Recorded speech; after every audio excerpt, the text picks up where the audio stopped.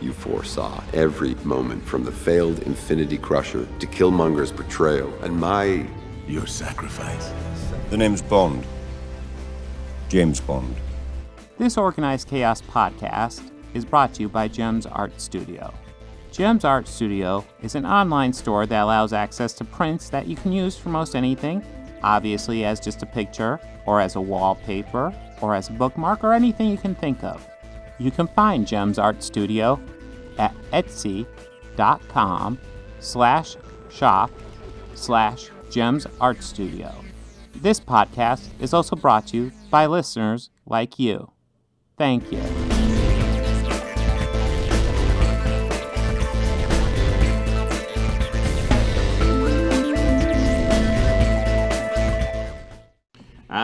Well, are we ready to talk about Daniel Craig? Yeah. So Daniel Craig just ended his run as James Bond. We'll get into No Time to Die. I'll just go ahead and throw in a note right here. We spoil everything in this podcast. If you haven't seen No Time to Die, I do recommend checking it out, and then come right back to this podcast. But yeah, it will be getting spoiled to completely no one's shock. But I think upon seeing it, it is very safe to assume this will be his last performance as James Bond. But yes, I know. So how many of his movies have you seen, Bobby? I've seen Casino Royale, Spectre, and Skyfall. Okay. And yeah. Okay, so. And Quantum. I did watch Quantum. I've seen bits of Quantum. I don't think I've actually sat through and seen it all. It's usually like I'll catch a bit of it on TV. Okay. And I'll watch a bit of it here and there. Quantum kind of sucks. Yeah, it kind of did, and it didn't help my case for Craig at first. Yeah. I have since changed my opinion after actually watching Casino. Yeah. Well, we'll get to Casino Royale, but yeah. I will say, like, if we ever we aren't talking about Quantum of Solace, but I'll go ahead and say that movie has some of the most shit editing I've ever seen.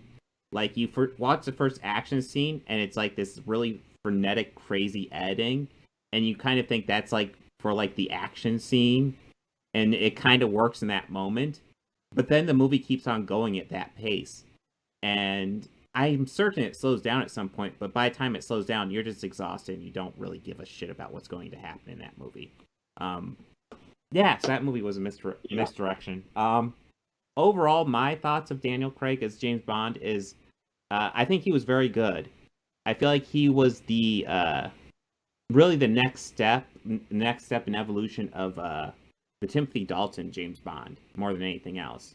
A more darker, down to earth James Bond. And one thing I think is interesting is how when they both talk about James Bond, they both talk about how, like, essentially he is the bad guy that you send after other bad guys. And yeah, they both play him kind of like that. Like, this is not a good guy. This is just kind of a monster, but the other monsters are worse, so... He's the guy you go out. He's the guy you send to kill the boogeyman. Yeah, yes. He's the John Wick of the James Bond series. He's the John Wick of the Bond series. Yes. But I had very mixed feelings when he was first cast, mainly because I was a fan of Pierce Brosnan. I kept on waiting for him to get a proper due, which never quite happened, which we'll get to later. But I think he ended up working out really, really well, especially for like a modern James Bond. Especially, largely, his Bond was created based on the success of the Jason Bourne movies, and I think it's kind of interesting because I do feel like he's much darker than Jason Bourne, but really kind of works. And I think he really, like, anybody who wasn't sure about him, I think he did a great job of kind of disproving him throughout his performances. But yeah, I thought he did a great job. No, yeah, I mean, I enjoyed him in Casino Royale, and I thought, again, I was sold on him after that. Mm-hmm. But will get more into that. Yes. But I have yet to see it, but I'm all ready for you to spoil it for me. I feel a little bit bad spoiling it for you, but we will get to No Time to Die in a bit. We do have a couple other things to get to. But, That's right, yeah. Yes. Daniel Craig. I thought it was a great run. What thoughts do you have on him?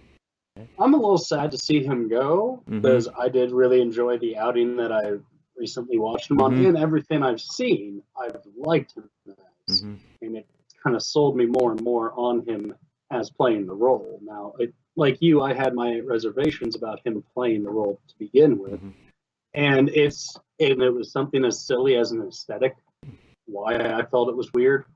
Like, I was like, oh, he's going to dye his hair, right? Yeah. No, well, he's blonde. Like that. No. He should dye his hair. I mean, Connery's hair, George Lazenby's, Timothy Dalton's, Roger Moore's, Pierce Brosnan, all their hair, they all had dark hair. Yeah. You should kind of like keep the theme going, or are they just really trying to oversell it that it's more of a code name, which is really what I think it is, and I've always thought it was like that. And they've even made reference to it in films before. And it's like, I know the name, but you don't look familiar. That's true. That sounds familiar. Yeah. I mean, they kind of do the same thing in Doctor Who, but not. They're more obvious with it in Doctor Who. Doctor Who, it's canon. What exactly is going on too? Yeah, like the Bond universe, they really have never answered that question. Yeah. Well, the Bond universe gets weird because essentially, I feel like you have Connery to Brosnan, and I feel like if you look at from just story, that's like all the same Bond. It's like 40 years of this guy not really aging. Well, yeah, I also kind of believe that I think that probably the Craig movies were probably something that would have taken place before the Connery ones, especially how Casino Royale opened. Yeah, with him not being the 00 at that point. I also think there's no way to really reconcile it, and it's just kind of a reboot. Yeah, that's what it is. But yeah, one thing I did think was interesting with the Daniel Craig stuff is even though they brought Judi Dench back, she plays the character, and the character is written, I feel, very differently. She feels much gruffer in the Daniel Craig movies. And it's not like she doesn't have an edge with Pierce Brosnan, but it does feel like a different character. But, like, it wasn't quite as like, headmaster school child or school student like I kind of felt it was with Craig. For Pierce, it seemed like we're more like contemporaries. Yes, it definitely felt like that.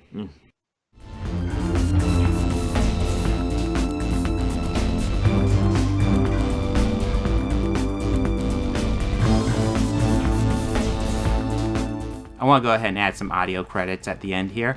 The theme music you're hearing at the beginning and end of this podcast was written and performed by George Johnson, a very good friend of mine. And my current Patreons are Fel Martins, David Lara, and Lindsay Pankhurst. If you'd like to become a patron, go ahead and follow the link down below. Anything you can provide would be incredibly helpful to this channel. We're barely limping by right now. I'd love to make this my full-time job, but I'm miles away from that right now. So any help you could provide, just $1 a month would be amazing. You know you want to. All your friends are doing it.